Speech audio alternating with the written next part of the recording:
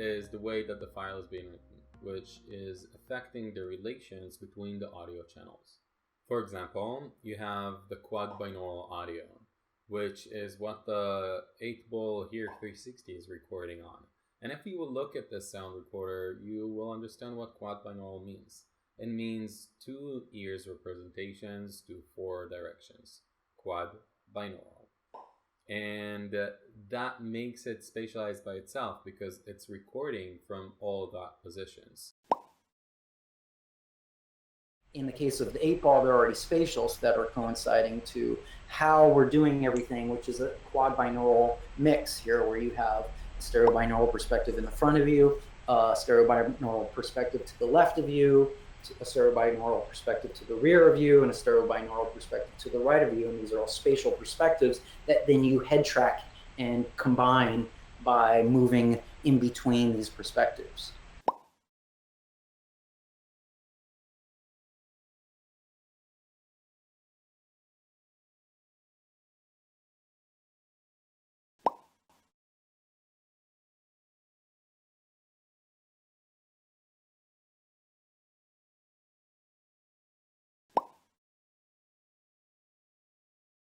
Okay, we're moving to the setup of the 8-ball. So it's a little bit more complicated. We have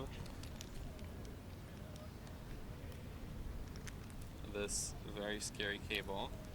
Now you will notice that each cable tells you the input. So just make sure that you put the right one to the jack, because if you get confused, it will be very hard to determine how to organize the order again. The 8-ball is a lot easier to put on tripod.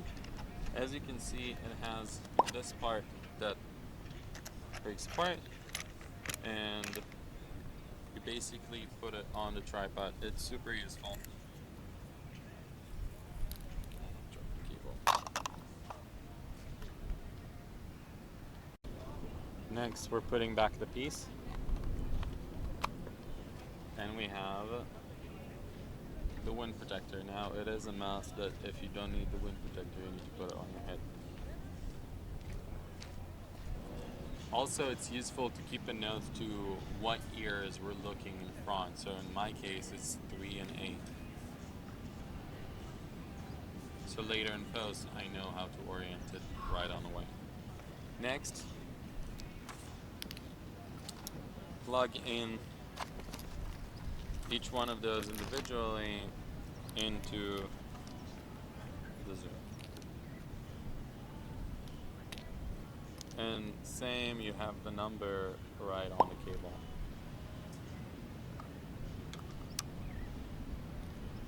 You're also able to set up the connection with the iPhone, so you'll be able to control the recorder with your iPhone. It's really useful if you are having distances from the camera, or you can't be there, or all sorts of things like that. But for this example, we're just going to operate everything manually.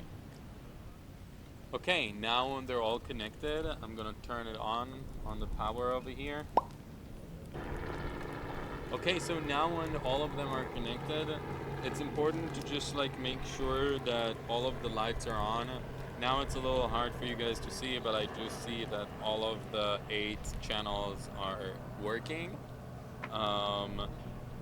And if they don't, just press on the number and it will turn on. And we're ready to record.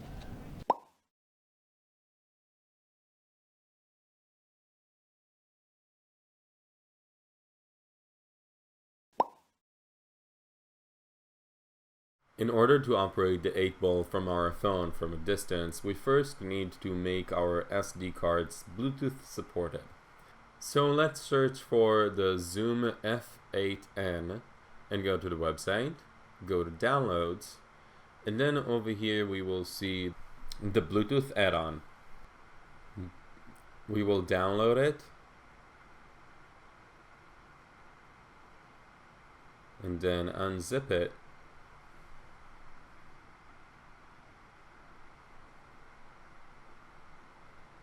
And then all we need to do is copy this file into our SD cards. And that's it. Now let's eject it properly, and then we need to take the SD card and put it on slot number 1. Important to put it on slot number 1 and turn on the device and press yes. On your phone, go to your app store and look for the F8 controller.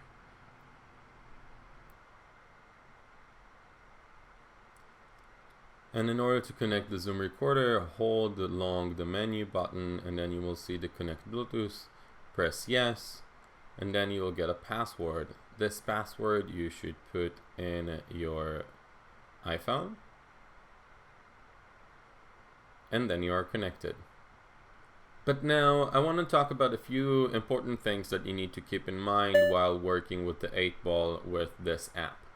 First of all, this is a really great tool to start recording and stop recording and monitor your work. Because let's say that one channel is not working or something is not recording, you see it right on the spot with the iPhone and you're not in the frame. This is amazing. But one thing that I really encourage you not to do is to do a mix over there live and change the volumes, meaning I would keep all the volumes on the same level, somewhere in the middle where it's not going to be too quiet but nothing is going to peak, and that's basically it, because this is a bass sound. Please check out the how to take on set video to understand better what I mean. But generally, a spatial mic is using more of as a base to our collective sound field, and let's say that there's someone speaking in front of me and I want to make it louder, so I need another microphone on him, and later in post I would mix it all together. Okay, great. Now last words about this wonderful microphone. If you are working on Premiere with an 8-ball sound, you can basically just insert the 8-ball recording into the timeline, but you gotta remember that it's inserting only 4 channels and the quality is being reduced. If you didn't set up your sequence correctly to ambisonic sound, it will import only 2 channels.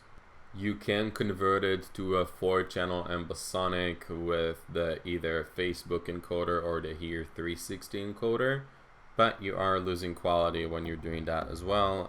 Check out the working with spatial sound in Premiere video and all the mixing videos in order to understand that more in depth.